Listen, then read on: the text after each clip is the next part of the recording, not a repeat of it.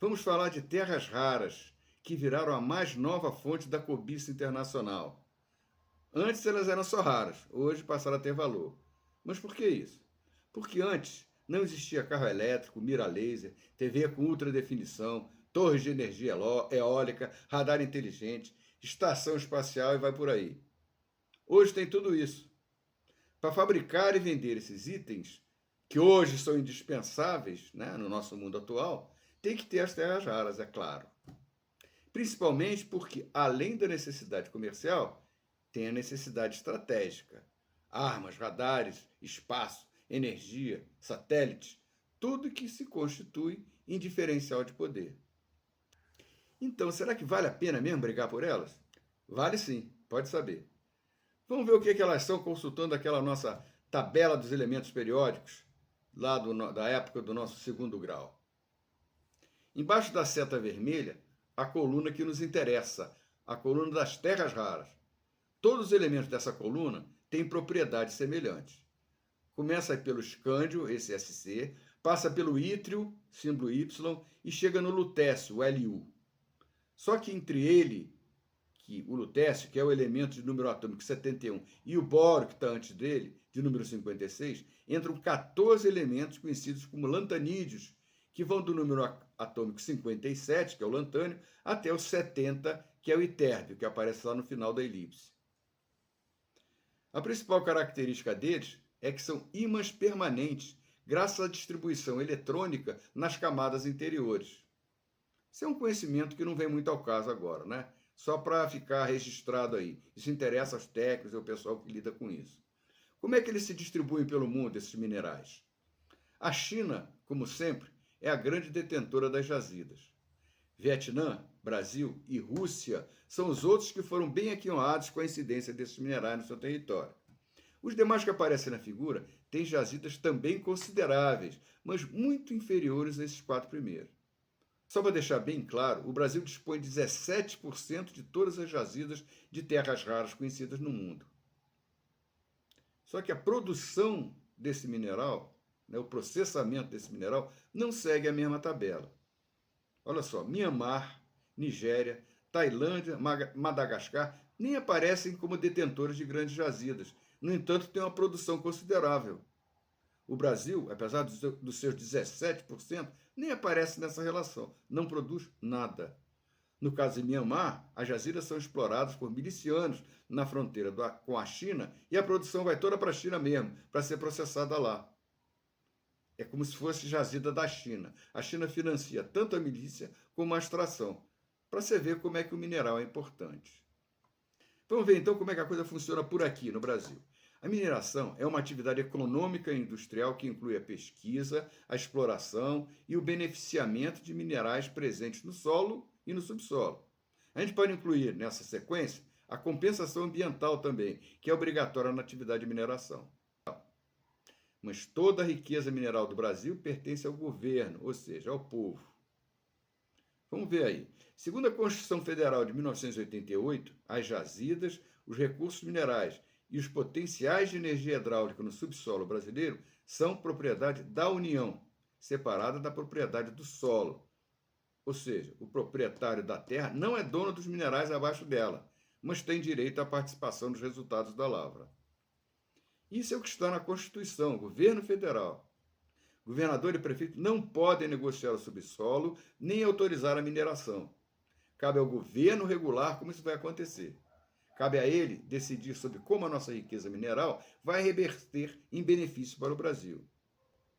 E como é que ele, o governo, faz isso atualmente? Através de concessões de pesquisa e concessões de lavra fornecidas pela Agência Nacional de Mineração. A empresa requer e a ANM concede. Aí começa a corrupção. A corrupção se instalou também nesse setor de mineração, porque as concessões têm o potencial de se transformarem em dinheiro. O cara pode, por exemplo, pedir um empréstimo dando como garantia a concessão que ele conseguiu na MN. Aí não pesquisa nada, recebe o dinheiro e, se der o problema, devolve a concessão. Um exemplo é o de um técnico em mineração, dono de um CNPJ, que possui autorização de pesquisa de terras raras em mais de 100 áreas nos estados de Minas Gerais, Goiás e Bahia. O único objetivo dele é vender essa autorização de pesquisa para empresas que possuam estrutura e interesse real em fazer a mineração. Fazendo um parênteses, só para lembrar, no meu governo, como eu já disse, todas as agências nacionais vão acabar por serem inconstitucionais. Suas atribuições vão passar a ser exercidas por departamentos ou diretorias dos ministérios correspondentes, dos ministérios afins. Mas qual a melhor maneira de aproveitar as nossas terras raras para que elas possam gerar a maior riqueza possível para nós? Ou para que elas possam criar independência tecnológica que nos permita passar a participar de um mercado que é exclusivo dos países ricos? No momento atual, nos encontramos em uma posição delicada. Ou cedemos às ameaças e liberamos a exploração pelos estrangeiros, recebendo miséria pela venda dessa nossa riqueza, ou assumimos a postura esperada de um país soberano e determinamos o monopólio da lavra e o monopólio do seu beneficiamento. Como é que se processa isso, o beneficiamento? Primeiro vem a extração, através da mineração, quando se obtém a chamada argila iônica na maioria dos casos. Depois vem a concentração do minério que está na argila, através da lavagem ou da flotação do mineral. Mas aí a gente para. A gente para na fase da commodity. Tanto na mineração Serra Verde, em Minas Sul, Goiás, como no projeto Caldeira, em Poços de Caldas, não passamos dessa fase. E ambas são iniciativas de empresas estrangeiras. O material vai embora para continuar o processo de beneficiamento no país deles e nós vendemos só a lama. Essas aí são as fases do processamento que levam à entrega do produto pronto para a sua aplicação na indústria. O metal produzido é entregue ao comprador ou usuário que o aplica em seu processo industrial. Extração, moagem, beneficiamento, extração química, refino e redução. Aí temos o metal pronto para aplicação na indústria. Não é um processo simples, mas o seu domínio completo é absolutamente necessário para a nossa independência tecnológica. Então, meus amigos, para acabar com essa farra promovida pela ANM, pelos governadores e até pelos prefeitos, nós vamos criar no meu governo a EBTR, a Empresa Brasileira de Terras Raras. Ela será um órgão do Ministério da Energia, Petróleo e Exploração Mineral, que terá a atribuição de explorar as nossas jazidas de terras raras, seja por meios próprios, dominando toda a cadeia de processamento, ou através de parcerias, inclusive com empresas estrangeiras. A partir daí, vai ser um pulo para nós começarmos a produzir nossos próprios ímãs, carros elétricos, drones, radares e até mesmo armamentos modernos que nós estamos precisando para nos defender das ameaças que aumentam a cada dia.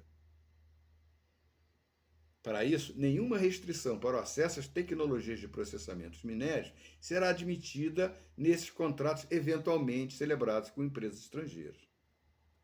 Fim da ANM, criação da EBTR. Simples assim. Mas é só no meu programa de governo que você vai ver isso. Para os outros candidatos, esse interesse dos poderosos nas nossas terras raras significa apenas mais uma oportunidade de ganhar dinheiro, seja para ele ou para os seus apaniguados. País que se dane. Não é assim que nós assistimos calados até hoje?